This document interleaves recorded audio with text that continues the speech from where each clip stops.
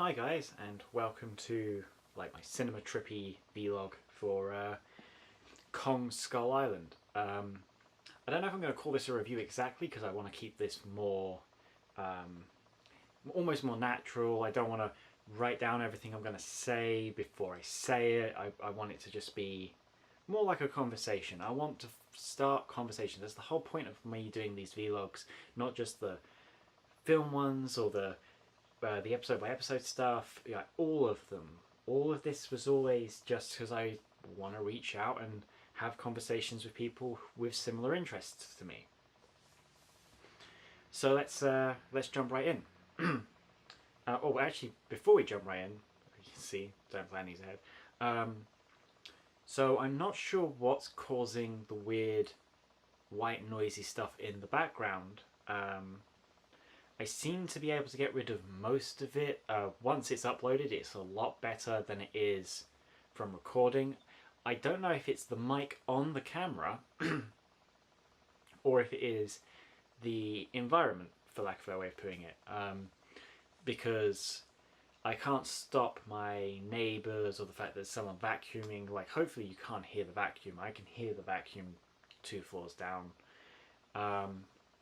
So hopefully I'll be able to figure out soon. Apologies, etc. Anyway, okay, so now let's get started on Kong Skull Island.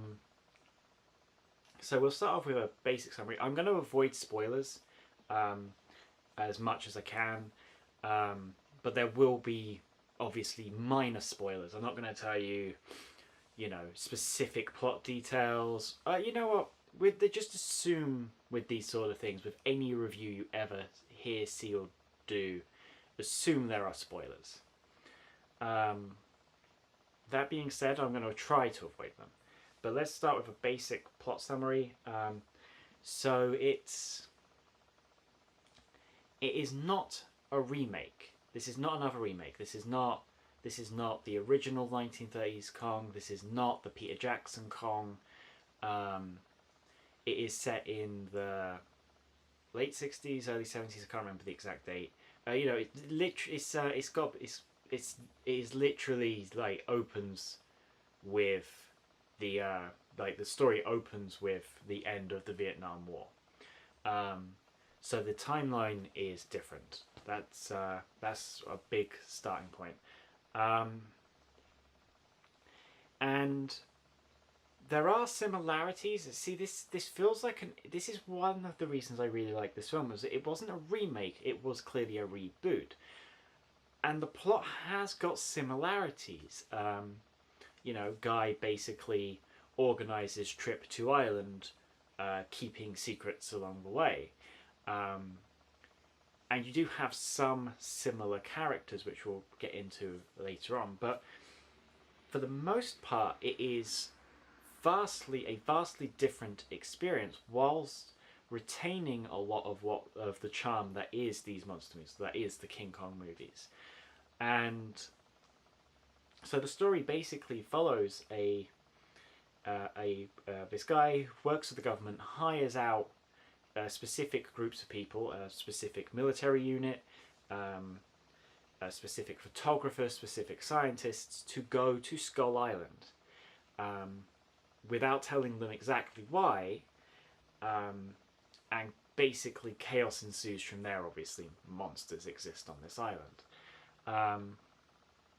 Kong obviously being the big one. You have here's the thing: is the trailers were very odd in that they show John C. Reilly a lot, and the trailers seem to imply that he would be a comedic role, and he wasn't.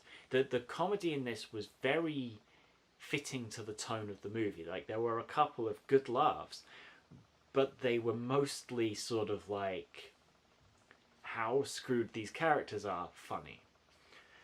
Speaking of the characters, so you've got these guys and girls on this island. You've got. We'll go through my favourite ones first, without spoilers, of course. So you've got John Goodman is is your I can't remember the guy's name from the original movie. Imagine he's basically your film director archetype from the originals. He's the guy who's organizing everything, and he works for the government in a very secret organization that they don't really discuss. And he's basically the guy who knows monsters exist. He just can't prove it. That's why they're going to the island. And he's gone expecting to find them without really telling anyone else. Then you've got Samuel L. Jackson, who is probably, in a lot of ways, the film, the show, other than Kong, he's the best part of this film. He's very much a cool military leader who goes through absolute hell in this film. And I won't spoil specific details of what he goes through, but his acting is so spot on this film. No one is bad in this film, by the way. None of the acting is actually bad. Some of the jokes might fall flat depending on your sense of humour with John C. Reilly, but then again, even his acting is not comedic in this film. It is dramatic, and he's really good at it. Hiddleston plays an ex-SAS guy who you sort of who's very much being like the stiff upper lip British like cliche, but in a kind of cool way. He's probably the most sort of like typical monster movie cliched writing in this, but they make it work. Brie Larson is actually really good. I was worried that they were going to just have a very much a scream queeny, damsel in distress thing going on, and she's really not. She's probably one of the best characters in the film.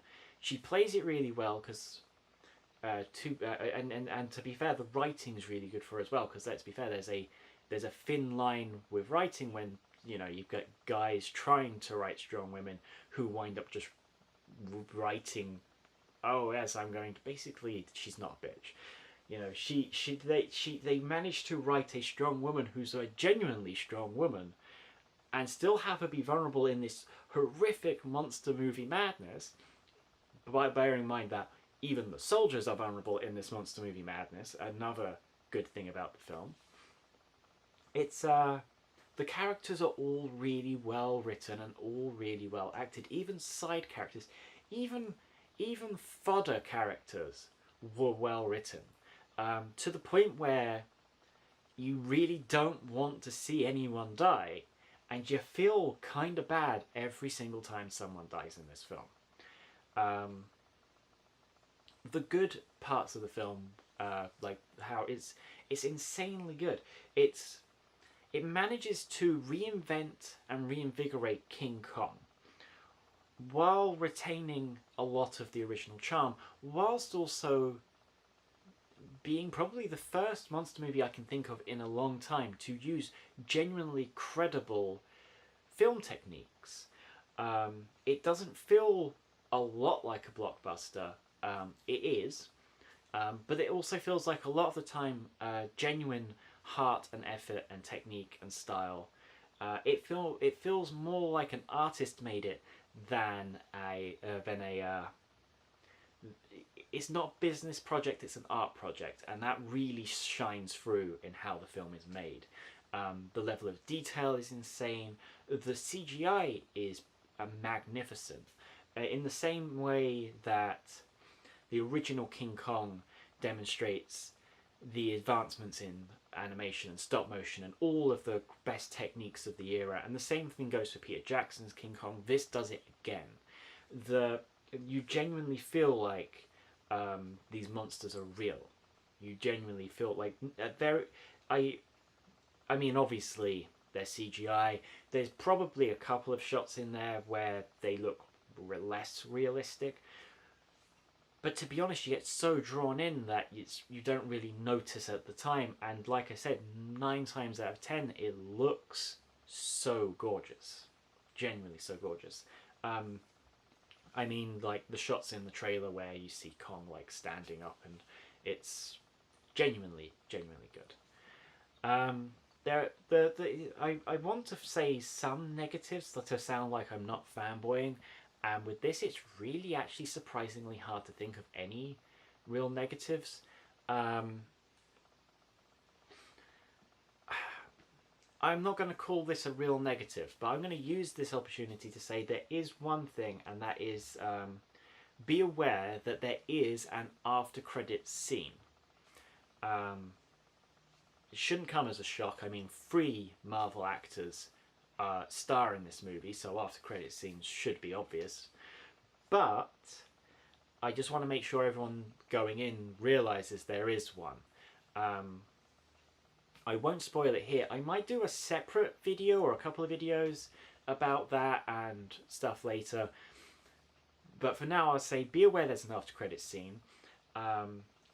It's quite funny that you see cinemas pointing out there isn't one for Logan, but they don't bother to say, yeah, stick around for after Kong. And I say this because Lindsay and I and one other couple, so 2 other people, were the only ones in our full screening, our sold out screening, that saw the after credits scene. Because it's not mid credits, it's after the credits. It's not like Marvel where they go, oh, your big dramatic hit, it was Robert Downey Jr., etc., etc., the main thing, scene, then all the credits. No, we had to sit through all of the credits, and we're the only ones who saw it in our sold-out screening. There are a lot of people who left that film not knowing that they missed, and the after credits scene is worth waiting for. Genuinely worth waiting for.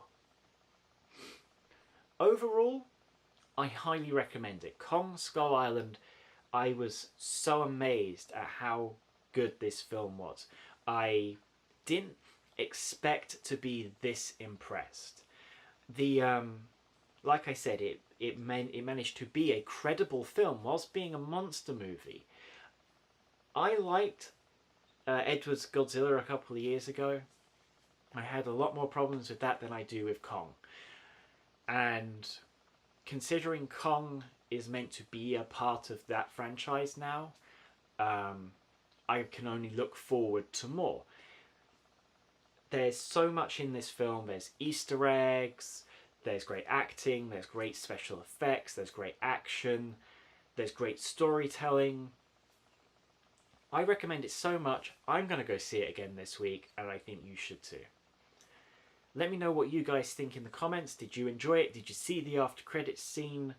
Are you looking forward to more movies? Do you think that they're not doing well enough that they should do more movies, etc., etc.? Let me know what you think in the comments below. Thanks for watching, guys, and catch you later.